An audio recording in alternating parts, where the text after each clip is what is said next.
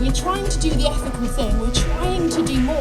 but it's getting increasingly harder to do that when our government, our leading bodies are trying to hide the truth from us. The fact that we can still eat a critically endangered species of shark in our But I don't need to tell you, because you watch the TV and you look at social media, that our nature is in a desperate situation.